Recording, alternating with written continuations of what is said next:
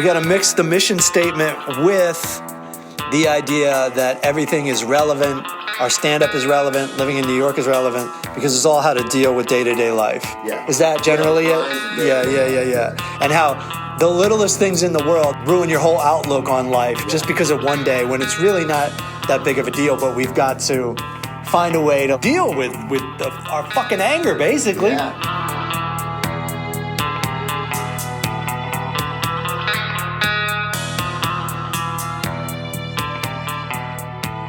Welcome to The Power of How. I'm Matt Fulcheron. I'm here with Daniel Torado and Brennan Tassif. What's up? That's the hardest part of the podcast is saying people's names, even though I've known both you guys for years. I'm scared I'm going to fuck them up because I had Christina, and I'm still scared to say her name now, even though I've known her for 20 years. Christina Bazitsky. I'll just say it quickly so I don't fuck it up. But I had her on the Crab Feast, my old podcast way back when. And I said her name wrong. And like now it is a fear of mine. Oh, it sits in your head all the time. Yeah. I'll have guests on that I've never met and they'll reach out like on social media and I'll be like, absolutely, come on the show. But I've never met them. And you know, it's New York. So it's the most bizarre names. And you're like, fuck. And you're so deep in like the back and forth. Right. That when you finally meet them in person, it's almost, I feel like it's rude to be like, how do you pronounce it for me? I know. And I'm on the other end of it a lot because like people hear I'm a comedian and they're like, "What's your name?" And I'll go, "Matt Fulcheron." And they're like, "What is it?" And I'm already like, "Dude, you never heard of me." Yeah. If you're asking me to pronounce it again, what? Fulcheron. Yeah, no, I haven't heard of you. Yeah, I know. The first time I heard your name, I think I asked you if it was French. It sounds 100% French. It is French. I know every Fulcheron in the country. It's not how it's pronounced. It's not pronounced Fulcheron. Daniel, how do you think it's pronounced? Fulcheron. There you go. Yeah. There you go. You knew you'd have it. And I met a Matt Fulcheron, or I saw Matt Fulcheron on Facebook, and I'm like, dude, another one from France. Oh, God. And I'm like, huh? Friends? He never accepted my friend request. It's because to him, it's like Jones over there or something. He don't give a fuck. Is that why you went with the full charge?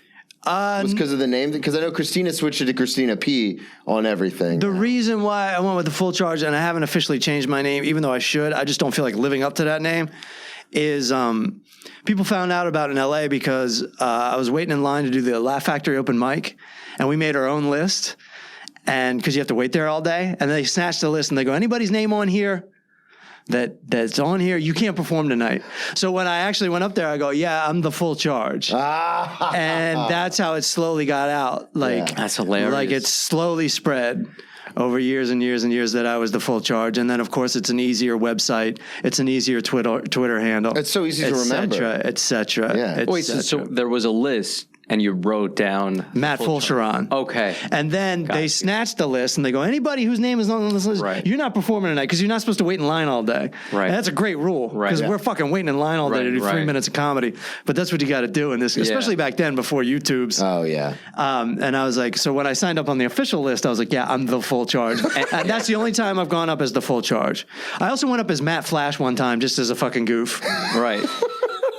I remember when I first started, I was going to go up as Officer Laugh and dress like a cop. Like I was going to do all kinds of fucking nutty shit. And start stripping. Yeah. That was at the store? Is it the Laugh Factory, on the Sunset Boulevard? We've got an agenda, folks. Yeah, let's do this. It's not just my slow trudge of a career. We meet today to spread positivity. Though we might get sidetracked along the way, we will try our best to keep our eye on the prize of optimism and a healthy perspective on life.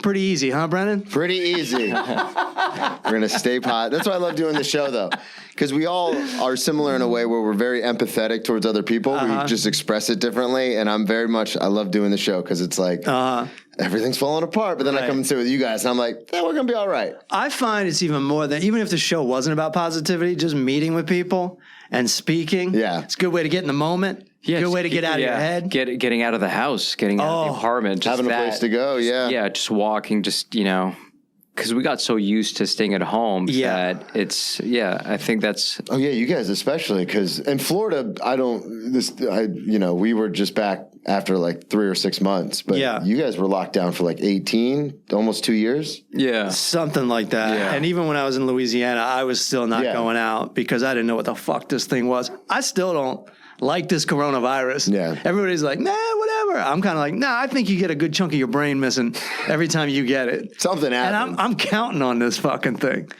But yeah, no, I feel like I'm still recovering from the lifestyle, like meaning my wife just went back to work. I don't work as much as I used to since the pandemic. And every morning, I'm not a morning person, so every morning my wife doesn't go to work till like noon or 1.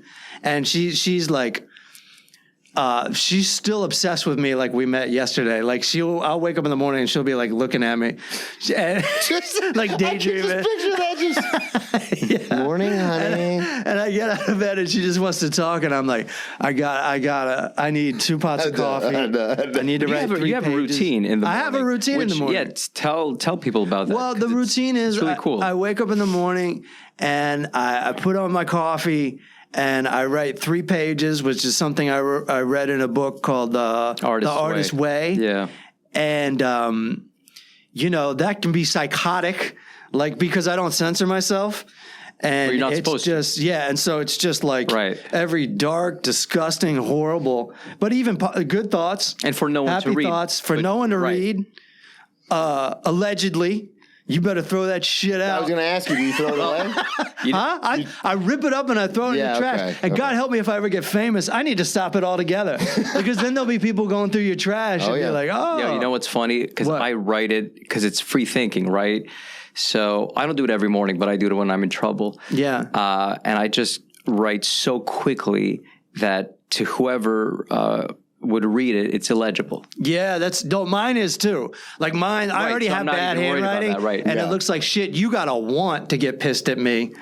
Like you gotta want to dig in, that. Because it is chicken scratch, man. Even when I'm trying, people can't read. When I'm trying to write neat, people can't read it. But one thing that they say to do in the artist's way, which is the most challenging thing, because besides writing the 3 pages, after 3 months or however long you want, you're supposed to reread all the 3 pages. Oh, I never do that. Yeah, and then you're supposed to map out like the pattern that you clearly see, be it good or bad, or what's healthy, what's unhealthy, and it's supposed to be a map of your subconscious. So ultimately, you'll benefit from it the most by not throwing it away. Right. But it's so much work. What I do is if on a practical sense is like if something strikes me as an interesting idea, I just put a little star by it when I'm right there, and then right then and there I take it to my computer. You mean as a joke? A joke or a movie idea, right? A podcast idea. I put it in the appropriate document on my computer, so then I can go back to it. And no, it's not the same thing, but it's still, that's like the practical use of it. I have had, and I am terrified because I have had an ex-girlfriend. I told her, she was like, she had a bad living situation where she was like sharing a studio with somebody. Right. And I was like going to do a gig, and I was like, yeah, why don't you stay at my apartment? And she found like something I wrote about her and got like super pissed at me. So it's always a fear of mine. Well, you didn't get pissed at her for snooping around? I did not. But now I realize, why the fuck you snooping around? Right, yeah. That should have been the end of the relationship. It went on for years and years after that. I guarantee you she never got over that. This is second years. I guarantee you. I'm still with her. And years. I guarantee you, like, every time she saw me writing, she was like, that motherfucker is writing in his diary. Dear diary, I hate my girlfriend. I've been in that situation before, though, where I've caught exes doing something, like, sketchy. Mm-hmm. Like, whether they're texting somebody or whatever it is. And, and it's weird because with my anxiety, I'm always trying to be more, like, in the moment, like we talk about, and very much like they haven't done anything to warrant mistrust. So do not just mistrust, because that's what I do. Right. I naturally am untrusting of people. Right. And so I try to like force that in my head, but then there's been countless times where I'll walk by and like see an ex's name at the top, like while they're texting, and then every single time I see them on their phone, they can be checking the weather, and I'm like, what's that? What's going on? What's up over there? Dude, my wife is on the phone all day long, like all day long. And then I'm never on the phone. I make a point not to be on the phone because I know it makes me crazy. And if I am texting someone, she'd be like, who you texting? And I'm like, you're on the phone all day long. I'm on the phone for 3 minutes. Well, that's why I called you last night. I'm texting my friend. I texted you and I was like, oh, he's not going to see this.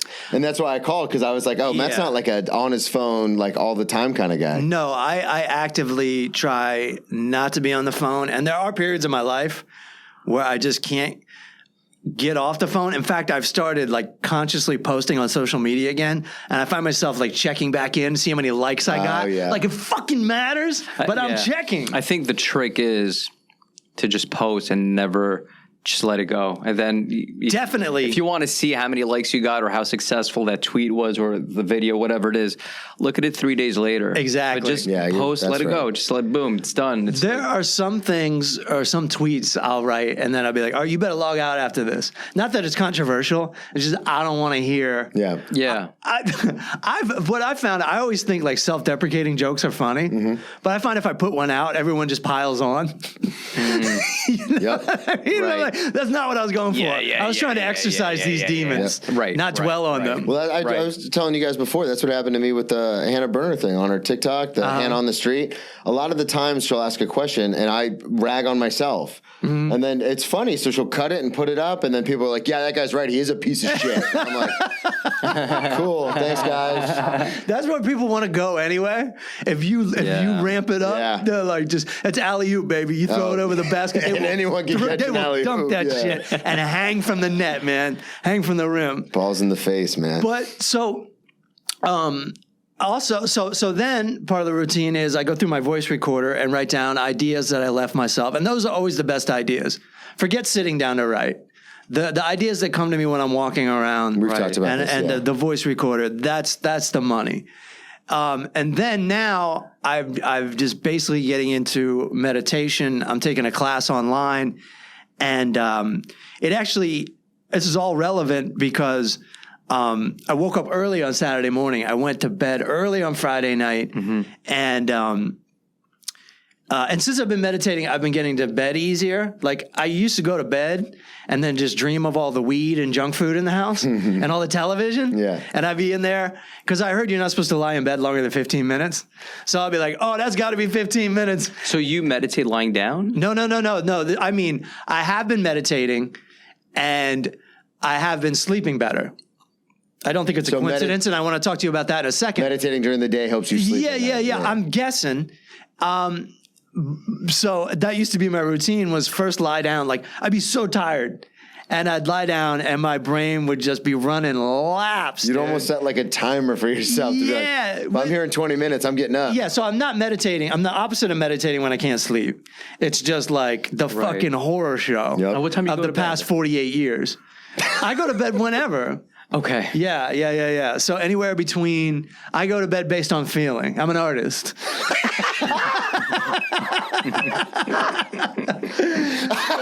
So you never sleep. So I get to bed early. I wake up early, which is always a huge blessing to me. Yeah. I go, first I get up and I got a church nearby so I can tell what time it is based on the bells.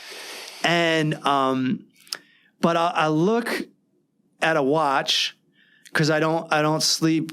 I usually don't sleep with my phone next to me because I don't like alarm clocks because I also wake up whenever the fuck I want. And if I wake up early, I'll go, oh, yes, because this is definitely going to be time to myself. And the pool was closed on Friday. I also swim laps every day that I can. And this was Saturday. And I was like, oh, shit, I'm up early enough. You join a pool in New York, you pay this money, and then you only get about 10 hours of possibility to swim laps. I actually belong to 2 pools because of this. But anyway, I'm like, oh, I'm up early enough to go to the pool. got some writing done, time to myself, like, which is it's like church to me, man. It's just being by myself for a little bit. And I'm like, I can get up, I can go to the YMCA and swim. And I can go to the pool and swim. And all of a sudden, I can't find my keys. And this never happens to me. I have a system, but I can't find my keys. And I'm digging through the dirty laundry because I just keep them in my pants pockets. That's my system. That's the system. That's my system. It works. I almost never, I lose my keys like 3 times a year, tops. And I can't find them, and I'm digging through the laundry basket. And then my wife is like, what's going on? Now she's up, and I'm like, I'm looking for my keys. And then it becomes like a full-on mission. Now she's up. She's looking for the keys. That's sweet. We're looking for the keys. It is very sweet, but it's like the morning's like out of my control now. Like the quiet, the subtleness of it, the peacefulness of it is now gone. Because she's kind of like freaking out more than I am. But I'm also freaking out because I'm like, where are these goddamn keys? Because we've had, our neighbors had a break-in lately too. And they only took the robbers or the whatever you want to call them, only took like $20 and like some food out of the people's apartment. Oh, wow. So it's just like this petty theft. And I'm like, what? I'm not jumping to that conclusion yet, but I got super pissed and I couldn't find the keys and my wife went back to bed. And I was just like, now I was past the point of going swimming. It was only a 1 hour window. Yeah. And I didn't consciously say I'm going to meditate, but I was like really bent out of shape, like more than I should have been. And I sat down, and this isn't even how I meditate, but I put my forehead in my hand and I just took a bunch of deep breaths and I took my mind off the discomfort of it all. I was upset about it. I wanted things to be different. And I don't think I'm learning you shouldn't ignore your thoughts, but I acknowledged the thoughts. And then I started to think about nothing and took deep breaths. And I did it for like 15, 20 minutes without saying to myself, I'm going to meditate right now. Mm-hmm. And then I was just way better after that. Everything was fine. And I do find that since I've been meditating, that when I get upset about something or I start to get nervous about something, I automatically start to take deep breaths. And I automatically start to stop the loop of the thought. I know the thought. I'm aware that I'm anxious about something. You have to acknowledge it. You have to admit it to yourself. I am nervous. But then I don't think there's any point in dwelling on it. You also, and it's a tightrope. Yeah. You can't be like, don't think about it. Don't think about it. Because then you're just... You have to be, it can't be about the thing you don't want to think about. It has to be, I want to think about... I don't have the terminology yet, Daniel, but I want to think about nothing right now for a little bit. I don't want to think about that. I do want to think about nothing. Right. And I don't know. I feel like it's helping me out a lot, but then I have a cynical side to me that's like, there's no way that works. That's bullshit. You can have another side? Huh? 'Cause mine's just cynical. Yeah. No, I have just both. live in that. Like I have both. It's like while I'm doing the positive thing or the healthy thing, the quote unquote healthy thing, if we're gonna be cynical, I'll be like, yeah, I can feel this working. But then when I say like I actually thinking about this podcast going out and hearing people go, what I think about it, this dude's a hippie. This shit don't work. And but Daniel, you're much more invested in meditation. You've done retreats and whatnot. Yeah. And I think you understand how it works. And what I want to know is, how does it work? Yeah. Well, have you meditated before? Yeah, so we did Transcendental when I was in rehab, where they like set up, like they had someone come in and like did the whole thing. And that was the closest I ever came to being able to like really just let go. Yeah. But I try to meditate now, but I say jokingly about the cynical thing, but because of like how anxious I am, I always end up doing that. Yeah. Where I say, all right, let's meditate, let's take some deep breaths. And then like 10, 15 seconds in, I'm like, don't think about the thing. And then that's all I think about. And then it gets caught on a loop. And so I need to get better at it. I need to do it more. Well, the thing that I'm learning is you're allowed to drift. You just have to come back. Yeah. Yeah. And how do you phrase it, Danny? Did you say think about nothing, or what do you say? What is that called? What do you call it? I just see it as observing the moment as it is, and not as observing the moment, and not as you want it to be. Right. So even if you drift away, or if you want to think, even if you want to think about nothing, you're still wanting that. And as long as you're aware that you're wanting that, you become like a seer, a watcher above what you're thinking. Oh, wow. So, and when you say, I don't want to think about this, or I don't want to think, or I ignore that, you still want something. Mm-hmm. So, and it's okay to want one or the other. It's okay to want nothing, and it's okay to not want something, but to be aware that this is what you're going through.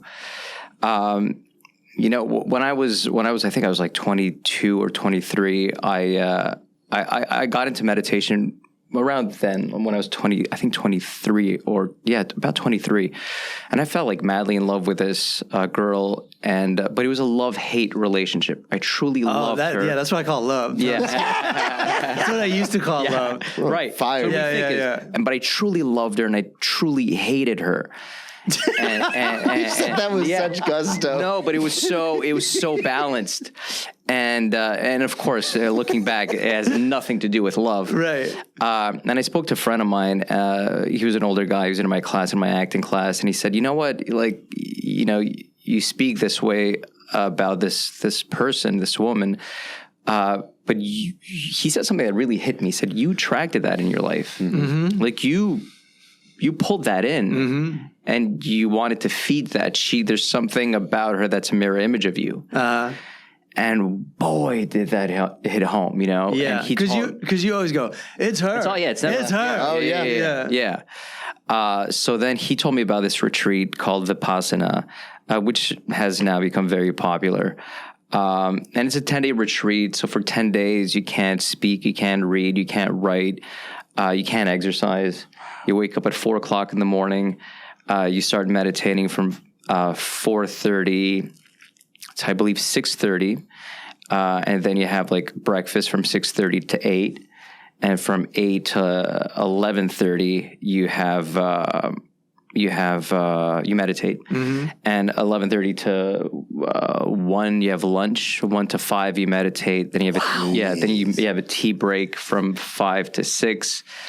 6 to 8 you meditate. Then they pop in a video, which kind of explains the whole trajectory of your day.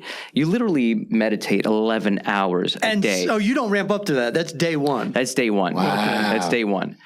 And there's 10 days of that. And it's enough to drive you insane.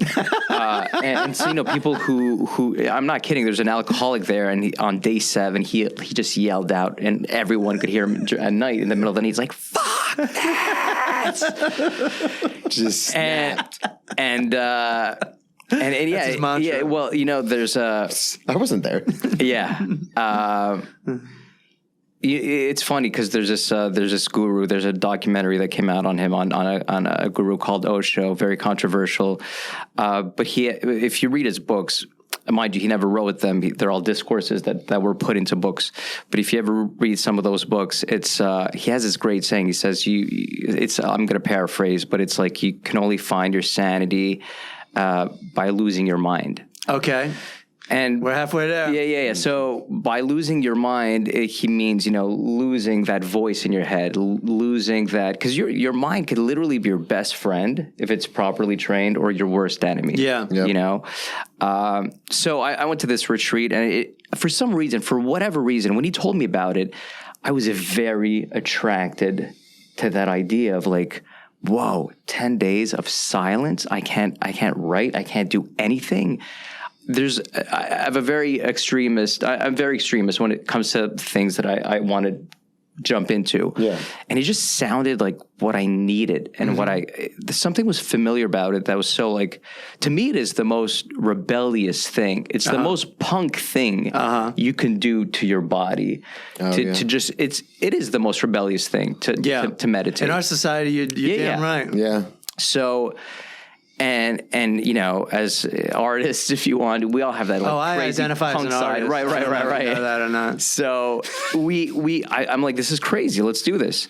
So you know, I did the 10 days, and a lot of people think, you know, you go meditate and it's very relaxing. And man, it was the hardest thing I ever had to do in my life. It was excruciating because not only you know, you just sit down and they teach you about awareness in your body. So the first 3 days, you just focus on your breath. The first 3 days, that's all you do. It's called anapana, which you just focus the breath coming in, coming out, coming in, coming out, coming in, coming out. Do you feel like a tingly sensation? Do you feel like a cool air? Is it warm, the air, when you exhale it? And you can have a million thoughts coming into your mind. And whatever your thoughts are, they're fine. They're not good. They're not bad. Just go back to your breath. As much as you can, just go back to your breath. And then you end up, you know, you have your thoughts, you know, trickling in. And then you can only focus on your breath for like 3 seconds. And then the more you do it, you could focus on your breath for like 10 seconds and then 15 seconds. And it's about extending that moment of presence and awareness. And then after on the third day, you start Vipassana, which they explain it's like this, it's like a spiritual surgery where you start going beyond the breath and start observing everything from head to toe, every sensation going from your head to toe. That's what they had us do when they brought in the meditation guy. Okay. They were like, focus on what you feel. From transcendental meditation? Yeah, right. They were like, focus on what you feel, and then they started at the head and worked all the way down. And what I thought was so, I guess, attractive about it is that not only do they feed you this incredible diet, vegetarian. They give you a place to stay, to sleep for 10 days. And they teach you this incredible technique of meditation. They don't ask you for a penny. Wow. They don't ask that was going to be my next question. Anything. If you want, the first time, they don't want you to donate anything. If you want to go back the second time, the third time, the fourth time, you can donate if you want, but they will never ask you. They'll sit, by the end of the 10 days, they'll sit at a corner of, you know, a room at the end of the course. And if you want, you go see them and you donate. Or if you can't, you can't. And they would rather you come back and serve, come back as a servant. And, you know, you could be the guy waking people up. So you have to wake up like at 3:30 in the morning. Or you could help in the kitchen. You do less meditation, but you do more work, and you learn to serve. And by serving others for no money, that feeds you as well, in a different way. Because it's you're not serving yourself anymore. You're serving others while meditating. And by the 6th, 7th day, you become so present. You become so present that your dreams, you fall asleep, but you dream in complete awareness.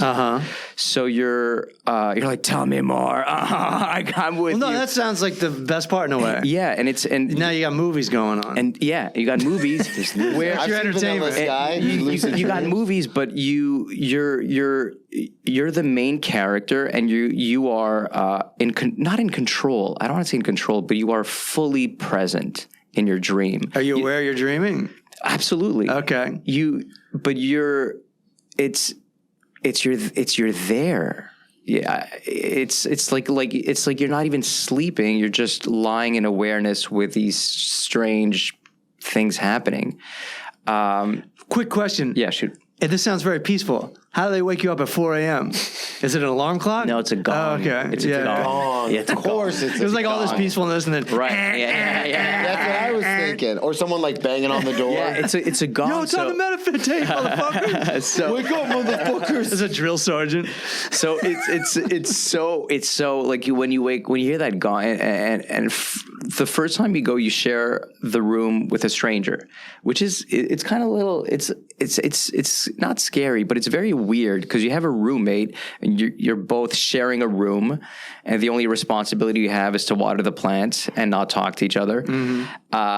And so it's strange, but by the second time or third time, you're considered an old student because you completed the 10-day course, and you sleep in the woods alone in a cabin. You have your own little. Holy shit! I thought you were going. I thought I didn't see the cabin line coming. I thought you were going to say you sleep alone in the woods in a sleeping bag. Oh, that'd be amazing. That's expert level. So by the 10th day, you get to speak with everyone. Oh, that's cool. And they separate. They separate the men from the women. Does somebody have a voice that you weren't expecting? Yeah, because it's really weird because you end up knowing everyone by their slippers. Right. You get to know. And you, hey, look, it's Kmart. Yeah, and you really feel people's energies. Like when there's the buffet, like the new students, they just run to eat. They're just so hungry. They're not used to all this. Yeah. And the older students, they just lay back. They know to. And that's the real secret of meditation. The whole sitting is just a practice. Yeah. But meditation is, as they teach you, is at every moment of every day. It's when you wake up. It's when you have your coffee. It's when you're having a conversation. It's when you're brushing your teeth. It's when you're driving. Mm-hmm. It's just to be fully aware, to do what you do fully, and not have any other thoughts. I find myself doing that more now. Like if if my mind's wandering while I'm talking to somebody or while I'm doing something, even swimming, I'll be like, concentrate on what's actually happening. Yeah, that's how I am. Where you actually are, what you're actually doing. And sports really is, even running is very meditative. I am at the gym. Yeah. Because I've noticed, and I don't know if this happens to either of you, but like my main source of meditation is either at the gym or, strangely enough, at work. Because with what I do outside of comedy, I have to be so in the moment with everything that's going on, because everything's timing based. So I can't think about anything else. Yeah. It's like I have to, because it's all based on timing and awareness. But I've noticed that when I'm in the gym, I try to be so in the moment, but if one thing happens that kind of takes me off course, I might as well just go home. Let me ask you this. Because my brain will just start running. Yeah. Do you listen to stuff in the gym? I do when I'm in the gym, when I'm swimming. That's one great thing about swimming. Oh, yeah, you can't listen to anything. So you can't listen to other people's thoughts, like on a podcast, Howard Stern. Right.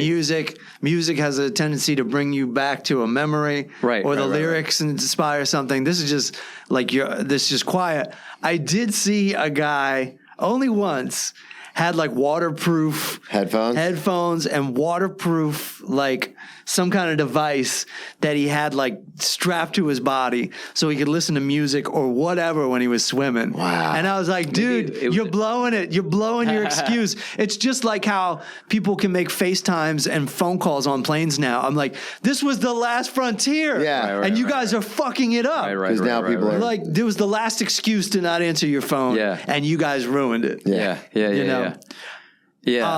I wanted to ask you, because I've gone on retreats before. When I was a teenager, I go to a Catholic retreat with my school, which was good because it was a safe place to be yourself.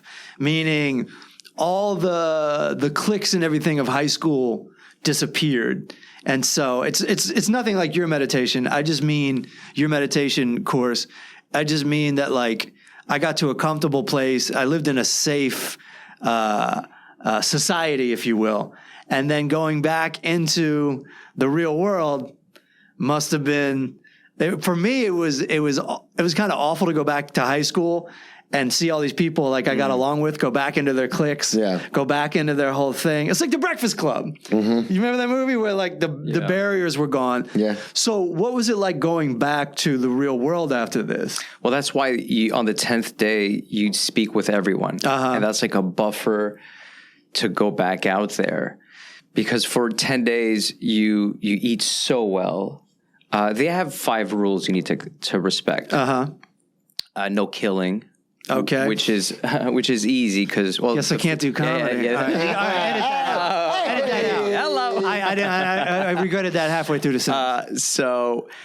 But even if it's a fly or whatever, I didn't think about that. Yeah. So no killing, no sexual misconduct. However, you understand that they don't explain. That would be. Are you wearing robes? Right. No, you're not wearing robes. But you can't wear anything too revealing, and they separate the men from the women. No stealing.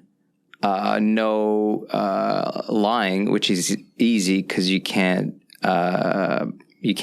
talk, and no intoxication. Okay. So no smoking, no drinking, whatever. Hence, fuck this. Right. Exactly. So if you respect those 5 rules for 10 days, you eat well, and so what happens is when you start meditating deeply for a long period of time, you go from your consciousness to your subconsciousness, and you go from your subconsciousness to your unconsciousness. Okay. So some stuff from your unconsciousness starts surfacing to your subconscious to consciousness, and you start dealing with like demons, like crazy demons. And you have to practice not reacting. Because there's 3 ways to live life. You can react to everything. I've done that. Which could be good or dangerous. You could, repress everything and not express anything. You could express or suppress or observe. Yeah. So that's what they teach. They teach you that whatever you're going through, be it a good sensation or a bad sensation, you just observe it. And you'll realize as you meditate, the more you do it, that everything is so fleeting. And it's so weird because we associate an emotion with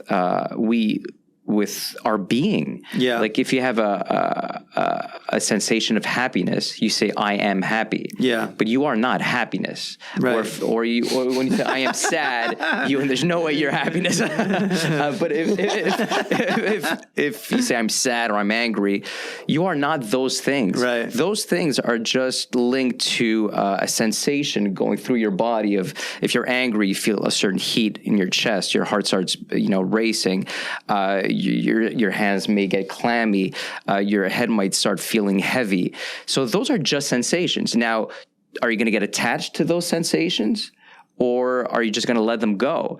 And the practice is to just be aware that they're coming and that to stay with them. It's exactly what you did when you sat down for those 15 minutes.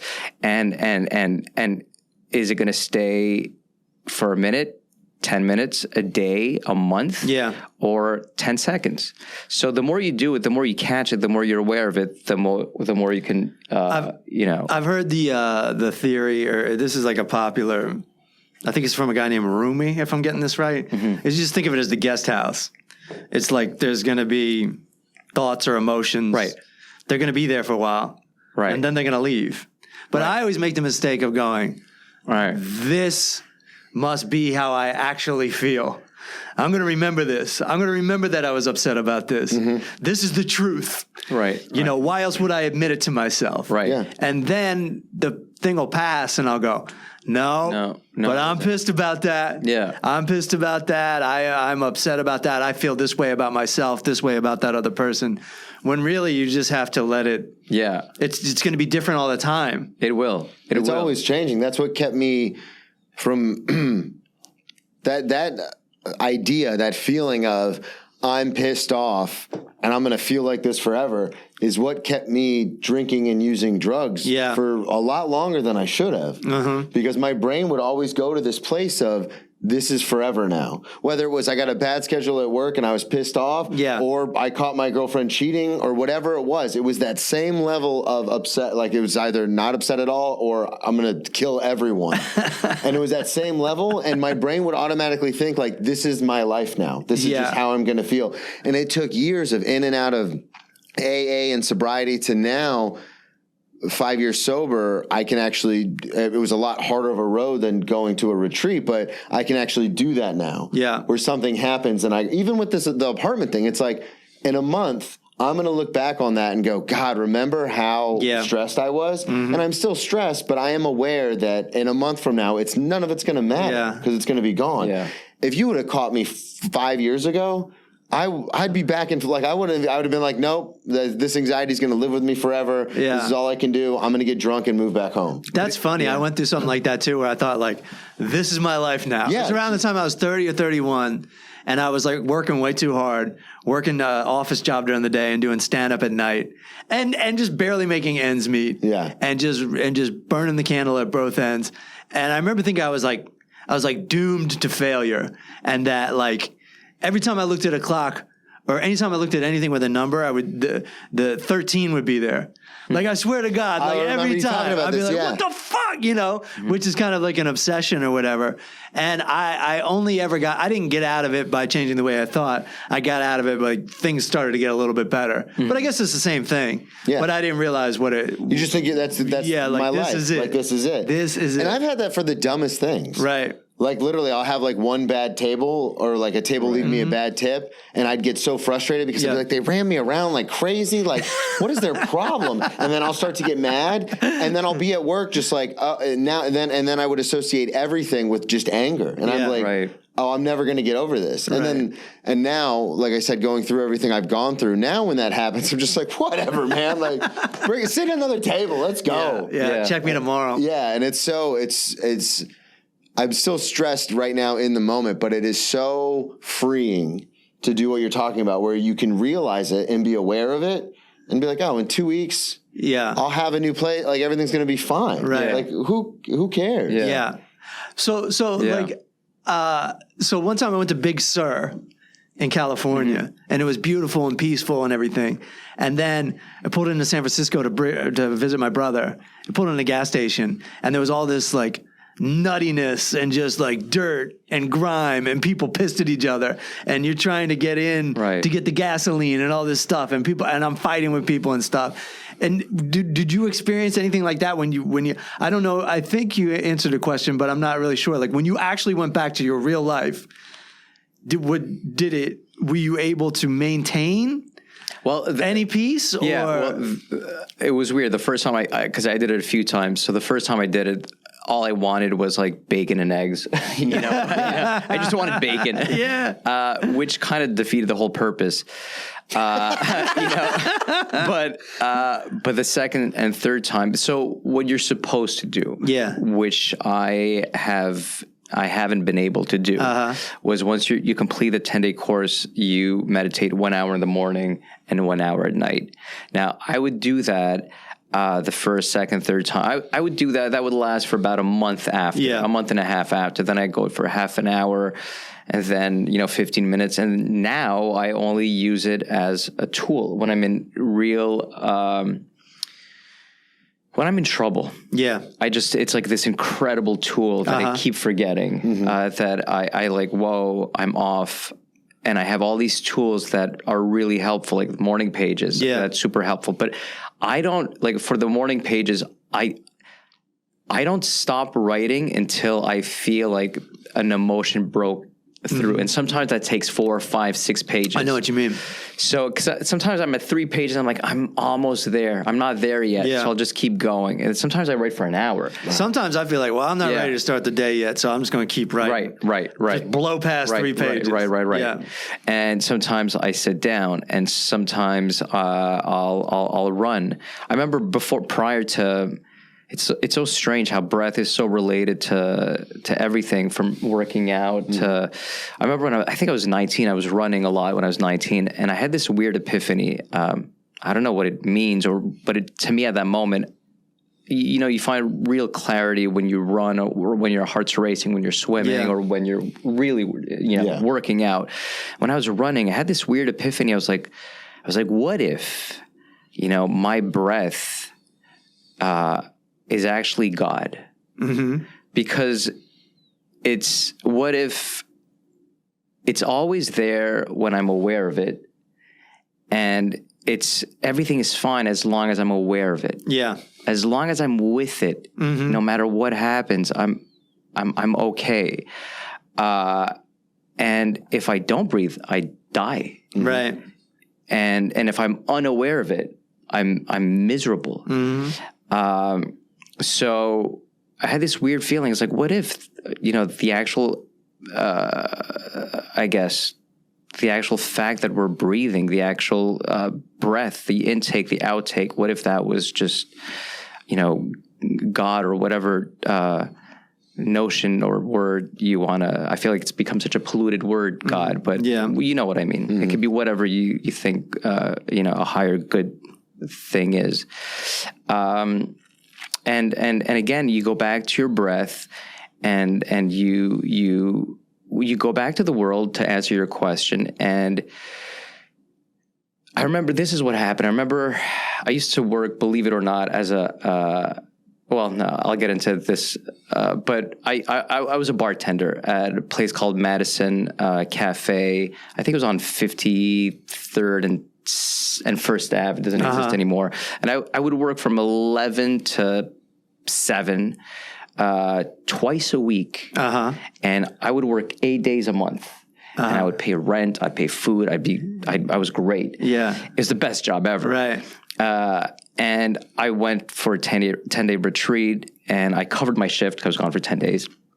And when I come back, and I call my manager. I'm like, listen, I'm back. I want to work out the schedule. Yeah. And she says, Daniel, you're no longer with us. I'm like, what do you mean? I was like, well, I had to fire you. You didn't cover your shift. I'm like, of course I covered my shift. There's no way I wouldn't cover my shift. And she said, well, I spoke to so-and-so. And she said that she didn't show up. And then she said, you didn't cover your shift. And clearly what happened was she messed up the other bartender. She didn't show up, blamed it on me. Yeah. I got fired. Right. Now I just got fired from the best job I can possibly imagine, where I can, work 22 days a week and focus on my craft. And not for a single moment did I have any attachment to it, any fear, any anger. And I was like overwhelmed with a sense of happiness. And I said, you know what, Brigitte, I totally understand your point of view. And that's not what happened. But if you need to fire me, I understand. And I want to tell you that you are honestly one of the best managers I ever got to work with. And I learned a lot from you. Yeah. And it wasn't a manipulation. Right. And it wasn't to make her feel guilty. Yeah. It's just genuinely, I accepted the moment. I knew I was going to be okay. And she was baffled. She was like, oh, well, Daniel, you have to understand that, I had no choice. But I like you too a lot, but I didn't have, it's like, Brigitte, it's fine. It's honestly fine. And technically it wasn't. Yeah. Because I was down to, at one point, you just took 10 days off for starters. I was down to $8. Yeah. To my name. Mm-hmm. I had no rent money. I had nothing. Right. I had to play. It was such a bad time for me financially, where I had to play guitar in the subway. Mm-hmm. And I played, and I thought, thinking, where do people have money? Let's go to Madison. On Madison and that subway station, business people, money. Yeah. And I was stupid. I had no clue that people with money are the most greedy of people. You want to go to West 4th and just hang out there. So, and it was winter time. So I made, I think, $12 in 4 hours, and my fingers were freezing. Right. And I still managed to play, in 4 hours, and just hoping. And I bought some bananas, some beans, and some rice, which lasted me a week. And then I landed a job as a bouncer. Nice. Believe it or not. Oh, we believe. So all this to say that everything was going to be okay. Yeah. But I had it was the most empowering sensation to not a moment of mistrust to life, to the world, saying that, it'll be okay. And it was an incredible job, but to not have that anger. And to this day, I have no anger and no regrets. And I just needed to go this way for whatever reason. So to get back to your question, once I left there, you become so sensitive to noises, to energies, to people, to kindness, to just bad vibes. And slowly but surely, especially if you live in a big city, you start melting into the noise. Yeah. And It's like the I don't know if you ever heard the story of these two like Zen masters. They're like, I have so much admiration for you. Like you're out in the mountains and you're meditating on your own. You're so lucky. I wish I could do that. I wish I could just be out in the woods or in the in the hills alone and just meditate and focus. You're so lucky. And it's like, no, I admire you because you're able to be meditative in the city. Yeah, man. I'm like, that's insane. Try meditating when you hear your neighbor's cabinet slamming. Right. And they're laughing about like some joke they heard the night before. Yeah, it's hard. It's hard to focus. But, like I even do my therapy over Zoom and I'll be getting into something heavy and then I can hear them, like my neighbors like on the other side of the wall. I'm like, well, I guess they know a lot about me now. Fuck it. But, again, I'll go back to Osho. Osho would say something like, use every opportunity to work on your patience. Like whenever something unpleasant happens or disruptive, or like a noise or anything, or someone yelling, or just use that moment to work on your patience. I'm telling you, I got through Thanksgiving this year based on this idea. Right. Like I used to be like, if something was going on that I didn't agree with, or something made me upset, I'd be like, I'm going to remember this. Yep. I'm going to hold on to this because this is why I don't like coming, spending this much time in this situation. But then I was just like, it's going to be over in a couple of days. And and I'm cool. And I never really got that bent out of shape, even though like a year ago I really would have. Yeah, absolutely. And it's, Well, I was going to say, the older I get and the more experiences I have, it's just something that I think we talked about last week, or maybe we just talked about it off mic, but when bigger things happen now, I'm very good at realizing, being aware, and like seeing what's happening, like big things, like the breakup that I'm going through, or like finding an apartment. I've gotten very good at everything's going to be fine. It's all going to work out the way it works out, and it's going to be all right. It's the little things that get me. Right. And I don't know if that happens to you too, but it's one of those things where it's like I'm not in the moment quite as I should be. Yeah. And like one or two little things will happen. And then all of a sudden I'm screaming and I'm like, how did I get here? Like it's like little, like if it's huge thing, I'm like, all right, relax. We're going to get through it. But when it's like beep, beep, beep, beep, I'm like, fuck. I really feel like the Seinfeld show and Curb Your Enthusiasm really, as funny as those shows are, led me down this path of make sure you get upset about the small thing. Yeah, it's the small thing. Make sure. It's your God-given right as an American, and that's where the comedy is. Yeah. That's almost where the fun is. But then some days it's just you. There's no cameras. There's no friends to share it with. It's just you in the subway getting pissed because someone's playing a song out of their phone. Yeah. And you hate the phone. You hate the song. I thought You're about pissed that at the person. Earlier today, I could pull this out of your hand and smash it on the ground. Yeah, you want them to see. I literally thought that in the subway, and I was like, what? And you want them to like change their whole goddamn lives. Like, don't you see how wrong this is? Right. You're never going to do this again, are you, Buster? You want the whole moment. You want the whole thing. But it ain't going to happen. Right. It just ain't going to happen. That way. Yeah. And I remember the same thing happened with, I'm in the subway with my son and someone's like blasting some like violent music and curse words and it's totally inappropriate. Yeah. And I lose it too, man. It's like man, but I do. It's like, is there hope for any of us? No, but I do. And I argue with my wife. I argue with my friends. Yeah. I think it's just, and the thing is this is the real secret. I think it's to the sitting down. People say, I meditate. I meditated 2 hours. I hate it when people on Instagram just like take a video and their eyes are like, shut the fuck.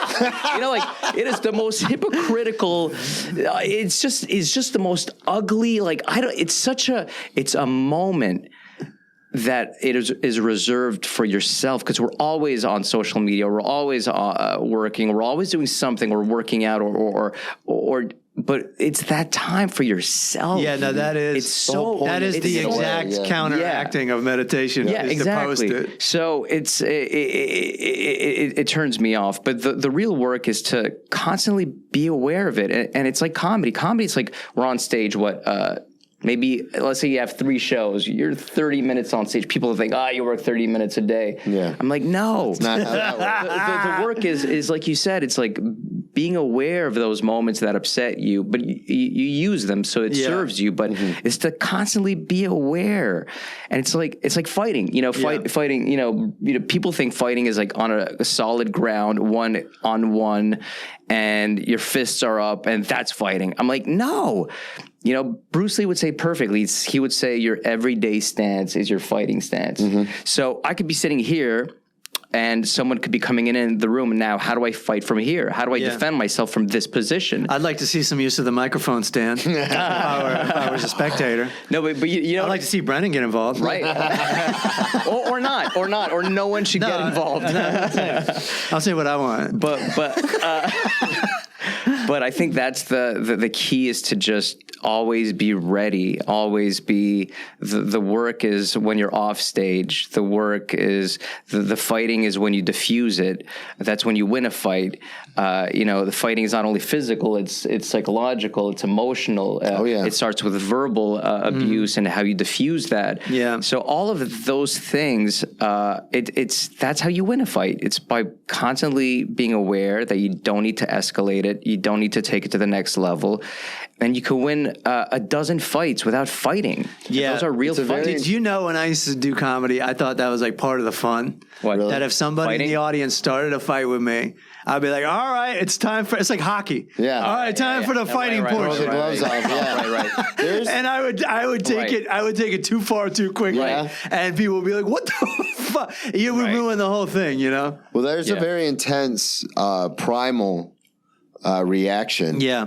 Especially as an adult, when you get into fight, it just... And you said it perfectly, reaction. Yeah. As opposed to observing. Absolutely. Yeah, because that's what we were talking about. It's because that's what happened to me one of the last times I was incarcerated, was you show up and it's like, all right, let's go. I saw my head smell like SpongeBob. But you show up and it's very much like, here we go. You're the new guy. Right. Like, this is our dorm. Yeah. And it's weird because when you get in fights when you're in middle school and stuff, everyone's just kind of throwing. But then when you get into an actual physical altercation as an adult with other grown men, there is, like, people talk about fight or flight and stuff like that, but there is a very real, I could die right now. And it's a very weird emotion, because to say it's like adrenaline, I don't think does it justice. It's like like your ears get hot, you like start to see like almost cross-eyed, and it's a very real and so what you're saying, it's insane. It's insane. It's psychosis almost. Yeah. And the way to really win a fight is to not be in that situation at all. And you never know. It could be like 2 kids pushing each other, and it's slippery and it's icy, and the kid falls and you just kill the kid. Or and you never know what can happen. You can win a physical fight, and then the following day that dude shows up with 10 of his friends. Dude. Or he ends up in the hospital, and now you're doing time. It's like you never, ever want to fight. I always thought, I'm not a fighter. I haven't been in a fight since like 1984. I don't think, unless you count getting jumped at a party, which I don't, because I didn't put in one swing. I was just on the ground. But I always would think to myself, like, okay, there's an appropriate time to punch somebody in the face and get in a fight. But what did it for me was I saw Joe Rogan, who's way into fighting, UFC fighting. I saw him, and UFC fighting is not real fighting. I know. Well, see, this is what he said. I always thought of him as like, okay, he's a fighter. He likes to fight. And then he was already in the middle of a conversation, and I walked up to him and the other person, and he goes, "You never get in a fight ever outside of a ring." Right. And he's like, you never know what could happen. Yeah. You never know. No matter what happens, you're fucked. Because like, if you could kill them, they could kill you. Yeah. And everything in between. And it's just never a good scenario. And after that, I was like, well, if Joe Rogan says so, then it's true. And I don't do everything Joe Rogan says.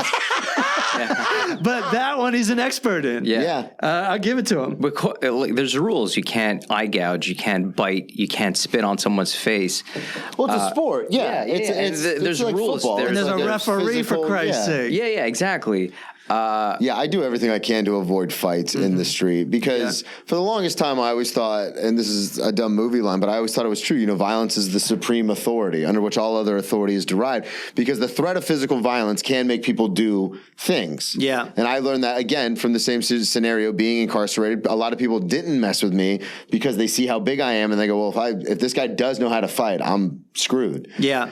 But the older I've gotten and the more I've observed the world, it's like there's nothing good that can come out of it. Yeah. Like even if, like we were talking about earlier with the subway situation, even if you wanted to make a point, like it's one thing if you're defending yourself, but even if I wanted to make a point and I punched this guy in the face for playing his music, my life is over. The cops get involved, or he could get up and stab me. Yeah. He could have 10 friends on the subway I don't see. He could, at minimum, get the cops involved. Someone records me on their phone, and now I'm going to, jail for assault. I lose my job. There's no way I'm getting another apartment. Like, it's just like, there's nothing good that can come out of it. And think about the concept of the guest house and the fleeting emotion. Yeah. So it goes from something there's no way you'd be able to remember that in a year. Yeah. The annoyance. But if it's a fight, it becomes your whole life. That moment becomes your whole life from here on out, and how you didn't treat it properly. And even if none of that happens, even if there's no cops, and even if you win the fight and no one shows up, and no weapons involved, and like at the end of the day, you live with that. You live with that reactive way of being, and that anger, and that stays with you, and that's. I mean, that's hurtful. I carry that enough. Like if I just like snap at work and like I'll like yell or like I'll smash a glass because I'll just get so frustrated. And I feel like shit. Like I still think about those things, those times. And I've been sober 5 years, and I'll still think back like to what happened like a month ago at work, and I'm like, you're a piece of shit. Well, you can't do that, though. Well, but you know what I mean? Like, it does stay with you. Like, those reactive, like, overreactive moments. Right. Because I have them all the time. And I try so hard now to go back to everything we were talking about originally was to be in the moment and be aware and observe and say, I know you're upset. I know, 3 or 4 people you don't think are doing their job to the best of their ability or to what you expect of them. But that's not on you. Right. It's not on them. If these tables get bad service, they'll get up, they'll leave. We'll have more tables to come in. Like, just don't worry about it. Yeah. Because that feels so much better than like, I told you to get the fucking bread. Yeah. Because then everyone looks at you too like, you're a psycho. Yeah. But I think the bread's coming. Yeah, but she gets done. Hey, don't forget to yell about the butter. I think we're going to wrap it up here for today's episode, and I'm glad because I know you had a physical challenge, and but I want to do it next week, because I'm going to LA and I don't want to like have to give up meat or like beer or anything for the next week. So I'd love to put off growing. We'll push it to next week. One more week. Okay. I don't want to grow in Los Angeles. Thanks for listening to The Power of How, and we'll see you next week. Perfect. Thanks, guys. That was fun. Thanks for listening to The Power of How. Music by Daniel Torado, artwork by Nelson Diaz. Follow us on all the social medias at The Power of How Podcast. Rate, review, and subscribe, and check us out at patreon.com/The Power of How Podcast. Send us some positive vibes in the form of U.S. currency. See you next week, everybody.